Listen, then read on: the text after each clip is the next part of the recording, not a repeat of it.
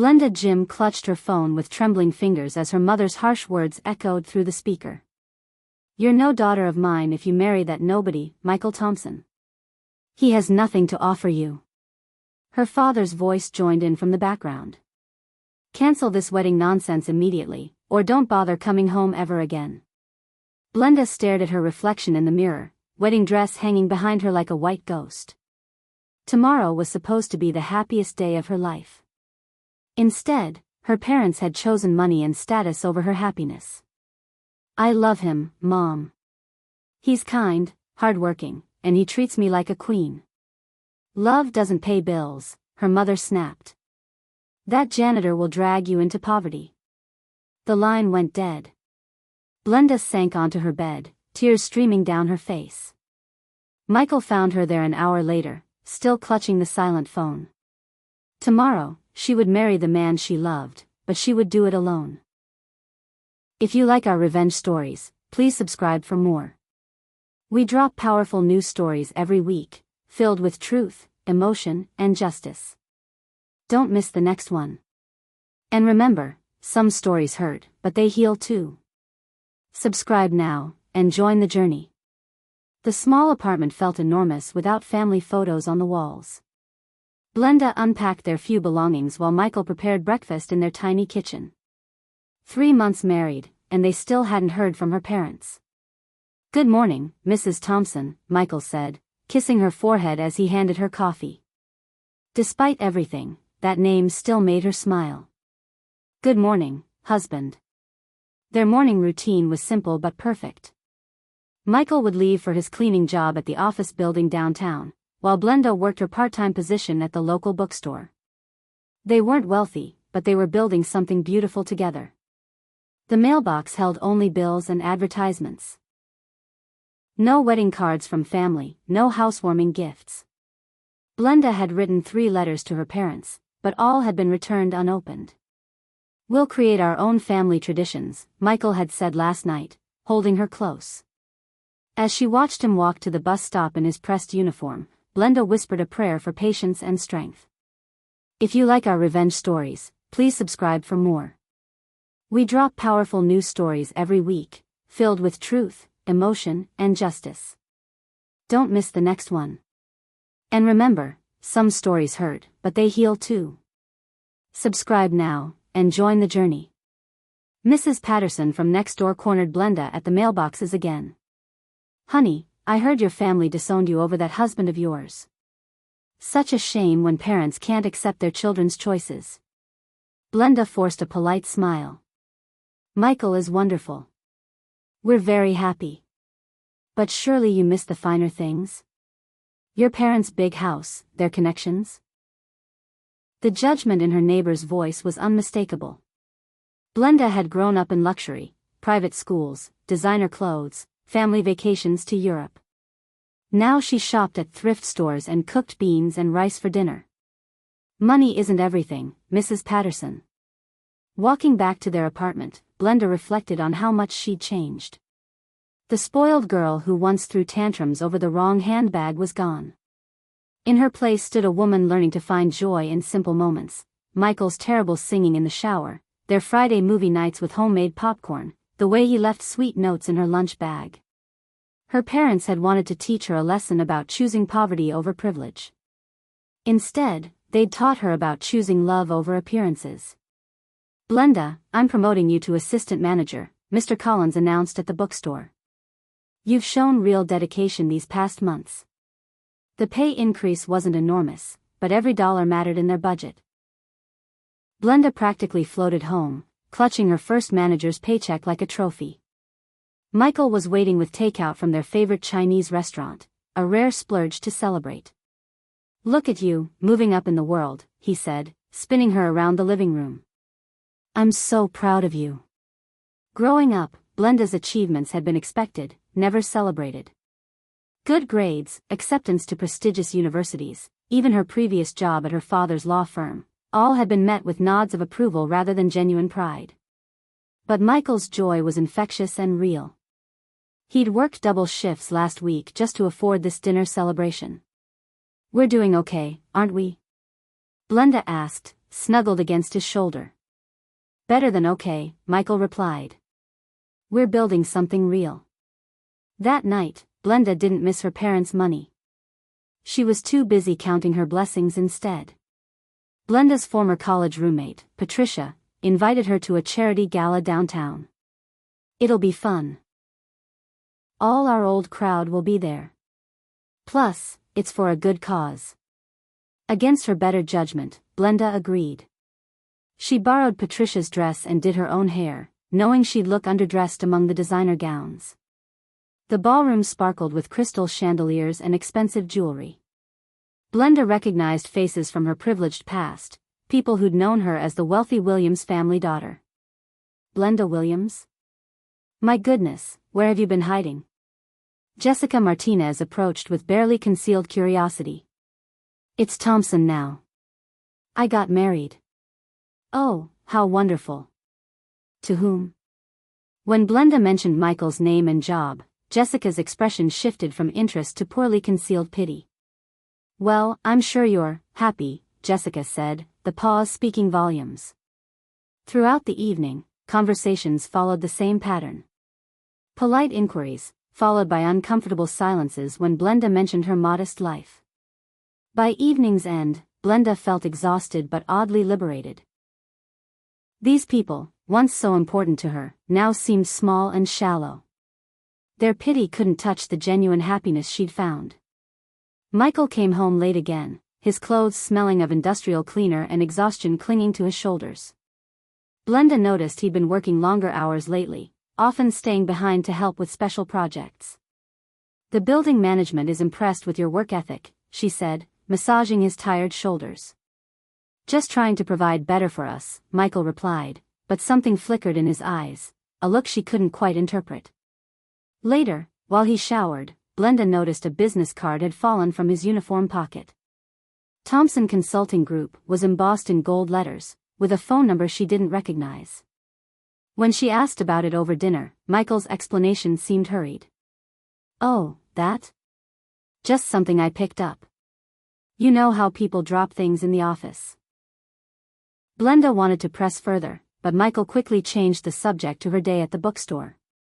That night, as Michael slept beside her, Blenda stared at the ceiling wondering why her husband, who'd never lied to her before, suddenly seemed to be keeping secrets. She told herself it was probably nothing, just work stress making her imagination run wild. But the business card remained tucked in her jewelry box, a small mystery she couldn't quite forget. The building where Michael worked announced layoffs due to budget cuts. 20 janitors and maintenance workers would lose their jobs by month's end. They're keeping the most senior employees, Michael explained, his voice carefully neutral. But it doesn't look good for someone with only 8 months on the job. Blenda watched her husband's face, searching for the worry she knew he must be feeling. Instead, she saw only calm determination. We'll figure it out, she said, taking his hand. My bookstore hours are steady, and I could ask Mr. Collins about additional shifts. You shouldn't have to support us alone. That's what marriage means, we support each other. The next morning brought news that the workers would strike until the company reconsidered the layoffs. Michael left early to join the picket line outside the downtown office building. Blenda passed by during her lunch break and saw her husband among the protesters, holding a sign reading, "Fair wages, fair treatment." He looked tired but resolute. What struck her most was how naturally he seemed to lead the group, organizing schedules and coordinating with union representatives. For a man who cleaned floors for a living, Michael displayed remarkable leadership skills. 2 weeks into the strike, Michael surprised Blenda with news that he'd been selected as the workers' negotiation representative. The union chose you? Blenda asked, impressed but curious. That's quite an honor for someone so new. Michael shrugged modestly. I guess I have experience dealing with management types. The comment struck Blenda as odd. When had a janitor gained experience negotiating with executives?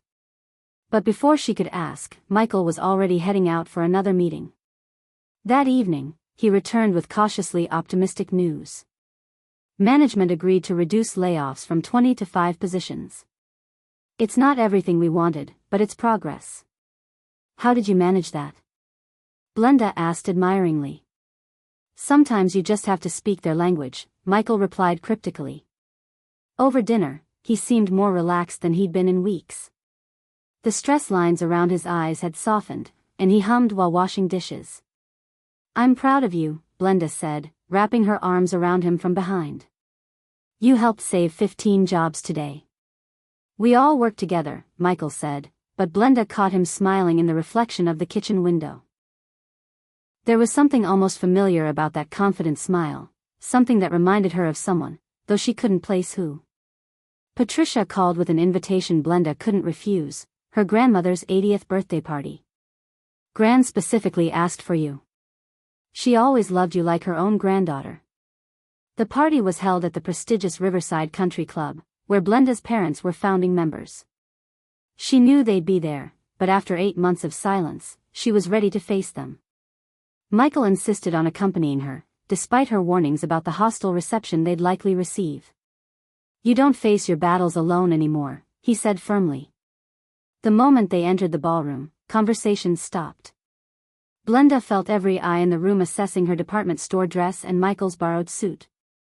Her parents stood near the bar, her mother resplendent in designer silk, her father commanding attention in his custom tuxedo. When they spotted Blenda, their expressions turned icy. I can't believe she had the audacity to show up here, her mother whispered loudly enough for nearby guests to hear. With that janitor husband, no less, her father added dismissively. Michael's jaw tightened, but he kept his composure as they approached Patricia's grandmother to pay respects. The elderly woman embraced Blenda warmly, pointedly ignoring the surrounding tension. The evening would prove more eventful than anyone anticipated. During the party, Blenda stepped onto the terrace for fresh air, away from the judgmental stares and whispered conversations. She found Patricia's uncle, William Patterson, standing alone by the railing. Blenda. I heard about your situation, he said kindly. I want you to know that some of us think your parents are being unreasonably harsh. William owned a successful marketing firm downtown.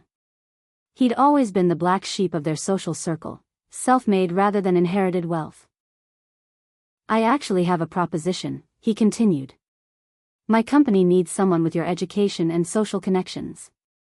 The position would pay well, enough to elevate your circumstances. Blenda was touched by his kindness, but something about his offer felt wrong. That's very generous, but I'm happy at the bookstore. Think about it, William pressed gently. You have talents being wasted in retail. This could be your chance to reclaim your rightful place. Inside, she could see Michael chatting easily with the catering staff, making them laugh despite the formal setting. He looked completely comfortable, as if fancy parties were nothing new to him. I appreciate the offer, but I'm exactly where I belong, Blenda replied, meaning every word. Back at the bookstore, Blenda threw herself into work with renewed energy. Mr. Collins had given her permission to organize a community reading program, and response had been overwhelming. 23 children signed up for Saturday story time, she reported excitedly to Michael. And the adult book club has a waiting list. Look at you, making a real difference, Michael said proudly. The program's success hadn't gone unnoticed. Local newspaper reporter Amanda Fisher wanted to write a feature story about the bookstore's community outreach. During the interview, Amanda asked about Blenda's background. When she learned about the Williams family connection, her eyes lit up with journalist curiosity. So you went from privilege to this. Any regrets? None whatsoever, Blenda answered honestly. I've learned more about myself and what matters in the past year than I did in my entire privileged childhood. The article appeared the following week with the headline, From Country Club to Community, Local Woman Finds Purpose in Service. It included a photo of Blenda reading to children, surrounded by their eager faces. Michael framed the article and hung it prominently in their kitchen. Your parents will probably see this, he warned gently. Good, Blenda replied. Let them see how wrong they were about what constitutes a meaningful life. Michael announced he'd been asked to present the workers' negotiation success story at a labor relations conference downtown. They want me to speak about effective communication between management and workers, he explained, seeming both honored and nervous. Blenda helped him prepare, listening as he practiced his presentation. She was struck by his sophisticated vocabulary and complex understanding of business dynamics. "Where did you learn so much about corporate structure?" she asked during a break. "You pick things up over the years," Michael replied vaguely. The night of the presentation, Blenda sat in the audience watching her husband command the stage with natural authority. He spoke knowledgeably about profit margins, stakeholder interests, and strategic planning, concepts that seemed far beyond a janitor's typical experience. The audience, comprised mostly of executives and union leaders, listened respectfully and asked thoughtful questions that Michael answered with impressive expertise. Afterward, several people approached him with business cards and offers to stay in touch. "You were incredible up there," Blenda said as they walked home. "Like you were born to lead." "Everyone has hidden talents," Michael replied, but his smile suggested he was pleased with her observation. That night, Blenda lay awake wondering exactly what other talents her husband might be hiding. Strange things began happening around their building. The broken elevator was suddenly repaired after months of complaints. The leaky roof in the laundry room was fixed overnight. Fresh paint appeared in the lobby, and new security lighting was installed in the parking area. When Blenda asked the building manager about the improvements, he seemed evasive. "Just some benefactor who wants to help improve living conditions for working families," he mumbled. Michael claimed to know nothing about the mysterious improvements, but Blenda noticed he seemed unsurprised by each upgrade. More puzzling were the phone calls. Several evenings a week, Michael would step onto their balcony to take calls, speaking in low tones for 30 minutes or more. When Blenda asked, he'd say it was union business or helping other workers with problems. One evening, she overheard part of a conversation. "The quarterly projections look solid, but we need to consider market volatility." "Yes, I'd recommend diversifying the portfolio." Portfolio? Market volatility? These weren't terms typically used in union discussions. When Michael came back inside, Blenda pretended to be reading, but her mind was racing. Her husband was either the most financially sophisticated janitor in the city, or there was something significant he wasn't telling her. The mystery was becoming impossible to ignore. Blenda's mother called for the first time in 10 months, her voice strained but determined. "I've been thinking about our situation," she began without preamble. "Perhaps I was too harsh. If you're willing to leave that man and come home, we can forget this whole episode. His name is Michael, Mom. And I'm not leaving my husband." "Don't be ridiculous, Blenda. You're living in poverty, working in a bookstore. This isn't the life we raised you for." "It's the life I chose, and I'm happy." Her mother's voice turned cold. "We've heard rumors about your little newspaper article. Embarrassing our family name with your martyr complex." "I'm not embarrassing anyone. I'm living authentically for the first time in my life. Your father is prepared to make you a very generous offer. A trust fund, a position at the law firm, even a house in the suburbs. All you have to do is end this marriage mistake." The desperation in her mother's voice was surprising. Why were they suddenly so eager to reconcile after months of total silence? "I don't want your money," Blenda replied firmly. "I want your acceptance of my choices and my husband." "Then you're a fool," her mother snapped before hanging up. That evening, Blenda told Michael about the conversation. His reaction was thoughtful rather than angry. "They're scared of losing you permanently," he observed quietly. A crisis at the bookstore tested everyone's character. Mr. Collins discovered that his business partner had been embezzling money for months, leaving the store in serious financial trouble. "I might have to close down," he confided to Blenda, his eyes red with exhaustion and stress. 23 years building this place, and now. Blenda's heart broke for the kind man who'd given her a chance when she needed it most. That night, she and Michael discussed their limited options for helping. "We have some savings," Michael said thoughtfully. "Maybe we could help him with a short-term loan." "It would take every penny we have saved for emergencies," Blenda worried. "Sometimes doing the right thing requires risk," Michael replied. They offered Mr. Collins a loan of $5,000, their entire emergency fund. He was moved to tears by their generosity. "I'll pay you back with interest," he promised. "No interest between friends," Michael insisted. 3 days later, Mr. Collins received an anonymous donation of $50,000, enough to save the bookstore and expand the community programs. The donor requested complete anonymity, leaving only a note, "For those who serve their community with love." When Blenda wondered aloud about the mysterious benefactor's identity, Michael simply smiled and suggested they focus on celebrating the bookstore's salvation. Saturday morning brought an unexpected visitor, William Patterson from the country club party, standing nervously at their apartment door. "I hope you don't mind the intrusion," he said. "I wanted to speak with both of you about something important." Over coffee in their tiny living room, William revealed that he'd been quietly investigating Blenda's parents' recent behavior. "They've been making inquiries about your husband," he said carefully.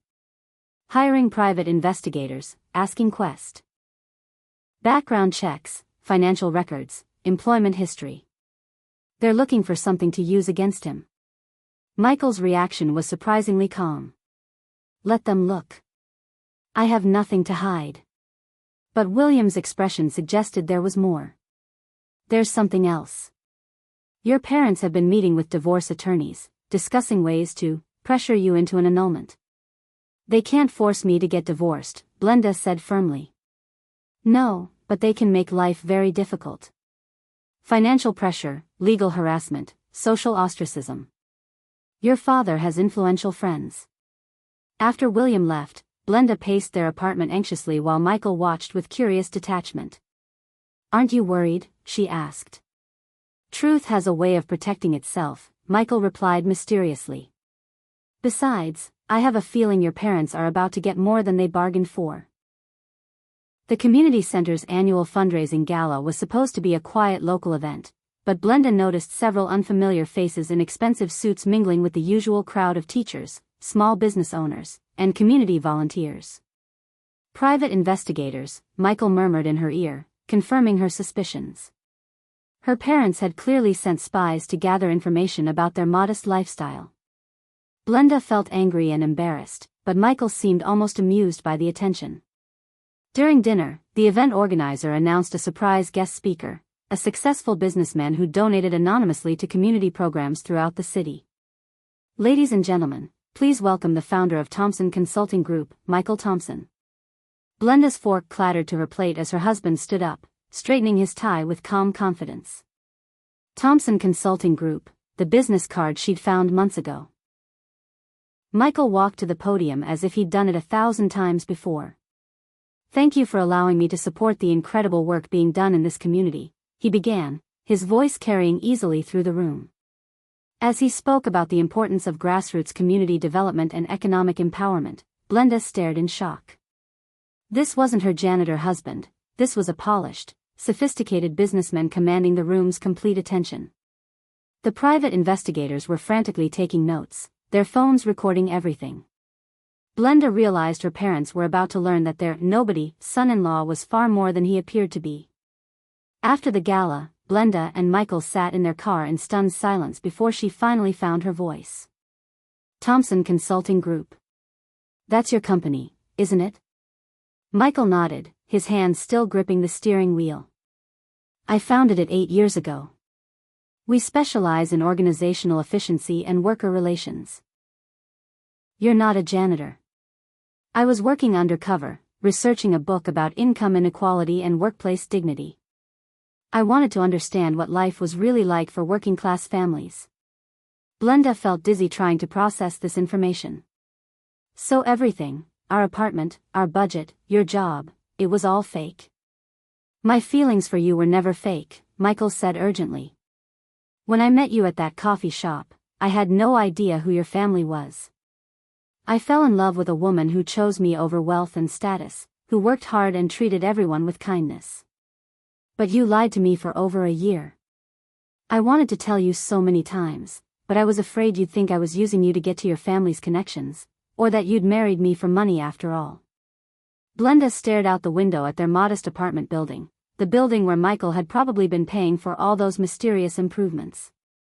"How wealthy are you?" she whispered. Michael was quiet for a long moment. Wealthy enough that your parents' rejection never had to mean financial struggle. Wealthy enough that I could have given you everything they offered and more. But you let me work at the bookstore, let us live paycheck to paycheck. Because you were happier than I'd ever seen you. Because you were discovering who you really were when money wasn't a factor. Blenda needed time to process Michael's revelation, so she went to stay with Patricia for a few days while she sorted through her emotions. On the second evening, her parents arrived at Patricia's apartment unannounced, clearly armed with information from their private investigators. "We know the truth about your husband," her father announced smugly. "Michael Thompson owns a multi-million-dollar consulting firm. He's been lying to you this entire time." "We know," Blenda replied quietly. Her parents exchanged confused glances. This wasn't the reaction they'd expected. "Don't you see?" her mother pressed. "He married you under false pretenses. He's probably after our family fortune, using you as a way to access our social connections. Actually, he's wealthier than we are," Blenda said, finding grim satisfaction in her parents' shocked expressions. "That's impossible," her father sputtered. "He works as a janitor. He was researching a book. And during our entire marriage, he never once asked me about your money or connections. In fact, he discouraged me from contacting you." Her mother's face was pale. "You're defending him? After he lied to you for months?" "I'm angry about the deception," Blenda admitted. "But I'm angrier at you for trying to destroy my marriage instead of trusting my judgment. We were protecting you. You were protecting your own pride. Well, congratulations, your poor daughter's janitor husband is actually richer than you are." Michael arrived at Patricia's apartment the next evening, looking exhausted and nervous. Patricia tactfully left them alone to talk. "I've been thinking about what you said," Blenda began. "About being afraid I'd think you were using me." Michael nodded, his face carefully guarded. "It hurt that you didn't trust me enough to tell me the truth. But I understand why the deception started, and why it became harder to end as time went on. I wanted to tell you after we got married, but then your parents cut you off and you were so proud of making it on our own. You bloomed in that environment, Blenda. You discovered talents and strengths you never knew you had." "I did love that part," she admitted. "Learning to budget, to work hard, to find joy in simple things. I fell in love with that version of you, the real you, not the sheltered rich girl your parents raised." Blenda was quiet for several minutes, processing her emotions. "I need to know there won't be any more lies between us." "Never again," Michael promised. "Complete honesty from now on." "Then I need to know, why did you really take that janitor job at that specific building?" Michael looked uncomfortable. "Your father's law firm has offices on the 30th floor. I was investigating workplace conditions in professional buildings for my research. You were watching my family." "Initially, yes. But then I met you at that coffee shop completely by accident, and everything changed." Word of Michael's true identity spread quickly through their social circles. The community center received an anonymous donation of $200,000 the day after his speech. The bookstore's reading programs were fully funded for the next 5 years. Blenda returned home to find their apartment transformed. Not with expensive furniture or luxury items, but with thoughtful touches, a new bookshelf filled with first editions, a professional coffee maker, comfortable reading chairs by the window. "I thought it was time to stop pretending we had to live on a janitor's salary," Michael explained. "But I wanted to keep the home we've built together." The building manager confirmed what Blenda had suspected. Michael owned the entire apartment complex and had been quietly improving living conditions for all the tenants. "He never raised anyone's rent," Mrs. Patterson shared excitedly. "Even installed new washers and dryers in the laundry room." Blenda felt overwhelmed by the scope of Michael's secret generosity. He'd been helping people while letting her believe they were struggling financially. "I'm proud of the life we built," she told him that evening. Even knowing it was based on a lie about money. "It wasn't based on a lie about love," Michael replied. "That was always real." "I know. And that's why I can forgive the deception. But forgiveness and trust weren't the same thing, and they both knew rebuilding would take time.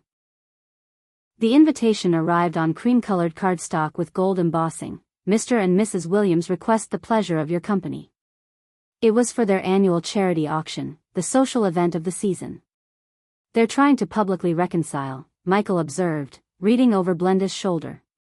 Probably hoping to save face now that they know I'm not a fortune hunter. Should we go? That depends. Are you ready to face them as equals instead of as the disowned daughter? Blenda considered this. For over a year, she'd felt like the family disappointment.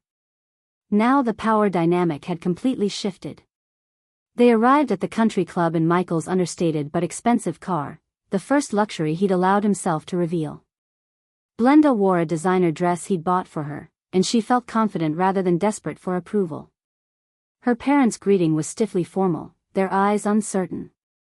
They'd clearly rehearsed their approach, but Michael's calm confidence unsettled them. Michael, I understand you run a successful consulting business, her father said, his tone carefully neutral. Among other investments, yes. Perhaps we could discuss some potential business opportunities. Michael's smile was polite but cool. I appreciate the interest, but I'm very selective about my professional associations. I prefer working with people who value character over profit margins. The subtle rebuke wasn't lost on anyone within earshot. The charity auction's featured item was a week-long vacation package to Italy, with bidding starting at $10,000. Blenda watched various wealthy families compete, their bids climbing steadily. When her father bid $30,000, clearly intending to demonstrate his financial superiority, Michael calmly raised his paddle. $40,000. The room fell silent. This was more than anyone had expected to pay, even for charity. Her father's face reddened as he bid $45,000. Michael responded immediately with $50,000. The pattern continued until Michael's final bid of $75,000 went unchallenged. Sold, the auctioneer announced to enthusiastic applause. But Michael wasn't finished. As the evening concluded, he approached the auction coordinator and quietly arranged to donate the vacation package back to be re-auctioned, with proceeds supporting the bookstore's literacy programs. Ladies and gentlemen, the coordinator announced, Mr. Thompson has generously donated his winning bid back to auction, doubling tonight's charitable impact. The applause was thunderous. Blenda watched her parents' faces as they realized Michael had just donated $75,000 without seeking recognition or tax benefits. Show off, she whispered, but she was smiling. Just evening the scales, Michael replied softly. By evening's end, it was clear who held the moral and financial high ground in this family drama. Coffee meetings became the new normal. Every Sunday, Blenda met her parents at a neutral location to slowly rebuild their relationship. The conversations were awkward at first, full of careful apologies and tentative attempts at understanding. We thought we were protecting you, her mother repeated during their third meeting. From what? From happiness? From learning to be independent? From making a mistake we couldn't fix? Her father, typically more direct, admitted his concerns had been purely financial. I couldn't understand why you choose struggle over security. Because the struggle taught me things security never could, Blenda replied. It taught me my own worth, separate from your money and social position. Michael joined them for coffee on the 6th week. The conversation was stilted, but civil. I owe you an apology, her father said formally. I judged you without knowing the facts. You judged me knowing exactly one fact. That I loved your daughter, Michael replied. That should have been enough. Her mother dabbed her eyes with a handkerchief. We were wrong to cut you off, Blenda. We were angry and prideful, and we nearly lost you permanently. You did lose me, Blenda said gently. The question now is whether we can build something new together. Progress was slow, but it was progress nonetheless. 2 years later, Blenda stood in the bookstore's expanded children's section, watching Michael read to a group of fascinated 8-year-olds. His consulting business now operated part-time, allowing him to focus on community development and his writing. His book, The Dignity of Work, Lessons from the Ground Up, had become a bestseller, with proceeds funding literacy programs across the state.